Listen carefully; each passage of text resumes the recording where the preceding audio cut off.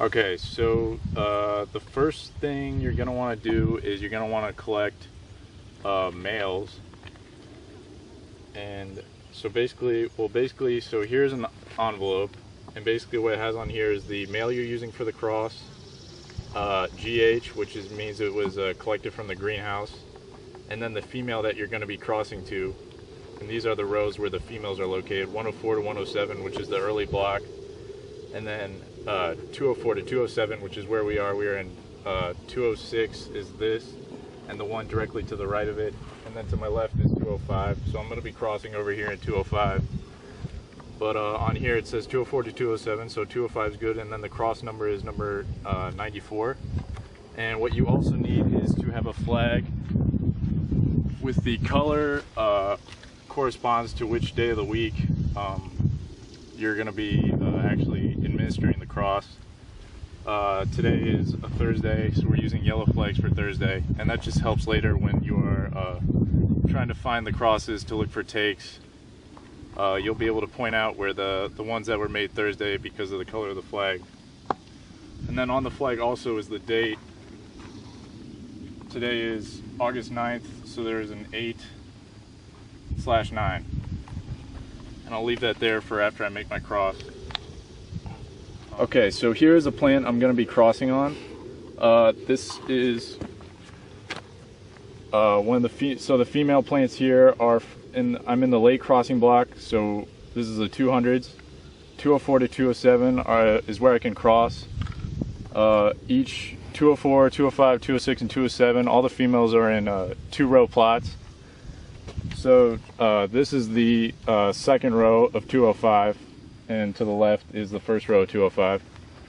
I'm going to be crossing on the this end plant, but that's just so you can get a good look at how a cross is made. Normally you wouldn't want to cross on an end plant because of an edge effect. Okay, so now what I'm going to be doing is I'm going to be looking for a good female bud to cross on. Looking at this plant, basically what you want to look for is a female bud that you can kind of see the color of the petals through the sepals. And but like these flowers I've already opened up have probably already started pollinating and gone through anthesis, so they've probably already pollinated the female part. So what I'm going to do is I'm going to find one I like, and then I'm going to pick off the other buds so it's easy to find the takes later when you're looking. So I'm going to remove this. I'm going to remove all of these. Usually these tops are no good, so you can just kind of grab and just kind of wiggle off those. All I'm doing is I'm just cleaning this up, so all that's left is the females I want to cross on. One thing is you don't want to make more than probably use more than 2 buds per node, just because it's usually just too much stress on the plant, and you usually won't get takes, and if you're crossing on more than 2 buds per node.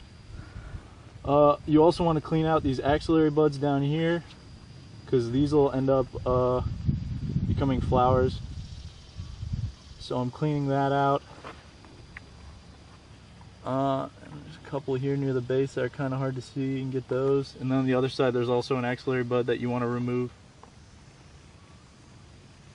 Okay, so right here I have probably these 2 females which I'll be trying to cross on. And now what I'm going to want to do is I'm going to want to remove the sepals. So what you want to do is, usually the sepal on one side is sticking out, kind of like is kind of hooking over the top of the bud. And what you can do is you can grab that and kind of just yank that down, and that'll come off. And then what you kind of want to do is just work the sides. Just grab the sepals, and usually you can just pull them down the sides of the bud. You just want to be careful. Kind of grab the base of the bud so you don't, when you're pulling the sepals, you don't rip off the whole thing.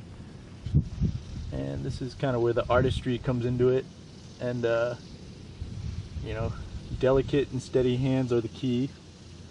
Okay, so now I've removed most of the sepals on this bud, and I took it right off. Okay, but I have 2, so I'm gonna use the other one. Okay, so what I did earlier is examine what happens when you pull too hard, and you'll remove one of the buds. So don't do that. So now what I'm doing, because I had two buds on this node, I'm going to work the other bud and try and get the sepals off here without removing the entire bud. So just kind of delicately just be pulling off the sepals.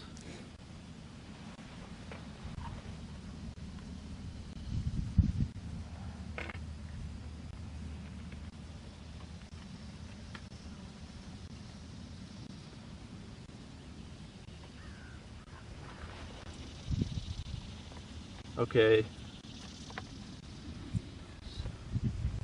Alright, now that the sepals are pretty much off, what you want to do is you want to get the petals off next. So what you want to do is kind of grab low on the petals where they kind of meet the base of where the sepals were, and you want to pinch, but you don't want to pinch too hard or you're going to cut right through the petals, and you're just going to cut it and you're not going to be able to pull off the petals very easily. So I'm going to kind of grab here, and I'm going to kind of wiggle back and forth. And there. So now I've removed the petals, the wings and the keel and everything. Sometimes what happens is you'll remove the outer petals, and then the keel or the wings will be left. And then what you'll have to do is just go back in and kind of try and wiggle those off without pulling off the stigma. So now, you probably can't see this, but you should see you'll see the anthers surrounding the stigma in the middle if you look really closely, and if you have some type of magnifying glass or something like that, if you use glasses with magnifying glasses, you can see that a lot better. But in the middle here is the female part. Okay, so here's an envelope that we use to collect the males. Here it'll have the cross number, the females, where you can find the females out in the early and the late crossing block, then also the males and where you can find the males. GH stands for greenhouse, and then these are where in the greenhouse you can find these males. So now what I'm going to do is I'm going to take the males that have been in this envelope. They were also put in a desiccator to dry the pollen out, because what you want is, you don't want the pollen to be wet or it's not going to come off the anthers. You want it to be dry and powdery, so it comes off the anthers really well, and it's more easy to pollinate the females. So now what I'm going to do is I'm going to take out some males, and usually a good male, I'll show you what a good male looks like. Ideally a male looks like this. It kind of looks like a slipper almost, where the petals have come out fully but they haven't opened yet. Because once the petals open, that's when the pollen will probably start being released, and sometimes you can get good pollen from an open male flower, but it's better to use one that hasn't opened yet, and then you'll know the pollen hasn't been released from the flower yet. So now what I'm going to do to get the anthers out of the flower is, first I'm going to remove this front sepal, which is also another thing with the male flower. One side is kind of curved and the other side is straight up, and what you want to do is you want to look on the curved side and open it from that side, because that's the way the flowers naturally open up. So I'm going to move the front sepal from the curved side, and then I'm going to stick my tweezers. I'm going to have my tweezers clasped together, and I'm going to stick it in here right below where the petals are, and then I'm going to kind of slowly open up the flower. And then once you do, and then I usually spread them, and I kind of shred the petals up, because they want to close back up on the anthers, but if you shred it, they don't do that as much. And then so I'm going to open it up, and now I can see where the anthers are. And what I want to do, I want to grab the base of the anthers, and I want to pull that part out. So now I can get rid of the petals, and all I'm left with is the anthers. And so now I want to check to make sure there's pollen on these anthers and it's dry enough that it's going to come off when I try and pollinate the female part. So what you want to do is kind of dab it on your thumb, and then I don't know if you can see that, but now I have pollen on my thumb, so I know that this is going to be a good male to use. And then the next thing I want to do is I want to locate my female and see if you can kind of pinpoint where the stigma is, and then I'm going to take it and I'm just going to kind of dab it. Just dab it a couple times on the female, and you should probably see some of the pollen coming off onto the female. You know, just dab it a couple times so you see it, and then hopefully in 6 days they'll come out here and look for takes, and you'll see a little bit of a green coming out of where this was made, and that means that it was a successful cross. So next thing you want to do is label what you did. So here we use these tags, and what you're going to do is you're going to put it below your lowest cross on this plant, and the first thing you're going to want to put is the cross number, which comes from the envelope here, number 94. So in the top left corner of your tag, you're going to want to put the cross number, and I'm just going to put that real quick on here, and then I'll show you what I did. Number 94. And then in the top right corner here, you're going to put your initials, so they know who made the cross, who to give credit for, you know who's doing a good job, know who doesn't know what they're doing out here. So there's my initials. And then what I'm going to do is you're going to put the number of pollinations you made here on the bottom left corner, and you put, so I made 1 pollination, so I'm going to put 1P, and then you put a dash, and then you put how many nodes you made pollinations on, starting from the bottom up. So I made 1 pollination on 1 node, so I'm going to put 1P-1N. And so say I made a pollination here, I would do 2P, 2N, because this is the first node, second node. And if I had gone all the way to the top of the plant, say I made a pollination on this node here, and then this node up here, the very top node.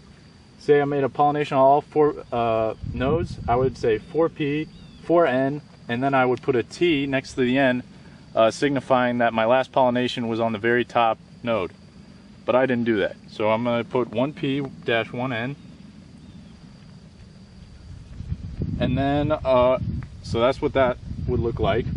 And then in the bottom right corner, I'm going to put today's date for the cross. 8/9. And then, so this is what a completed tag would look like. And then what you do is you secure it below your lowest cross, and you just want to twist it a couple times, maybe 2 or 3 times like that. And you want to leave some slack in this wire, because if you don't and you make it too tight, you're gonna girdle this plant and choke it out, and it won't be able to get the nutrients, and the top above it is just gonna die out. So you want to leave it some room to grow. And then, like I said earlier, in 6 days they're gonna come out here and they're gonna see if that was a successful cross. And now the last thing I'm gonna do is I'm gonna take a flag, which the color signifying what day of the week a cross was made, and it also has the date on here. So when they come out, say they're looking for this Thursday's crosses next Wednesday, they're going to know they're going to look for yellow flags with 8/9 on it. And what you want to do is you want to put this just in somewhere, close to where you made the cross, so it's easy for them to find.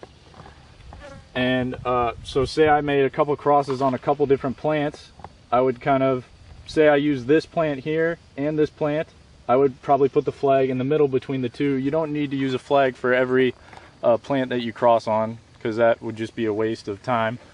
And then the very last thing I'm going to do is I'm going to write on this envelope how many plants I crossed on, which in this case would be 1 plant. So I'll put 1 plant like that. And if I had crossed on several different plants, I would put 2, 3 plants, however. Usually you have about maybe 10, 15 males in here, so that might take a couple more plants to do. So I would put 1, 2, 3, or 4 plants, however many I did, if I did more than 1 plant. And then how many total pollinations I did from this envelope, which is 1. So I'll put 1 pollination. So 1 plant, 1 pollination. Then also what I want to do is write down which row I was in. So I was in 205. So I'll put 205, and they'll know what that means, 205. Also I want to put my initials on here so they know who made the crosses with this envelope. So there, I have BSB now. And then the last thing I want to put on here is the date. So today's date, August 9th. There you go. And then what you'll do is you'll go to the book where we log all our crosses, and you fill in this information and leave the envelope there, and you're good to go.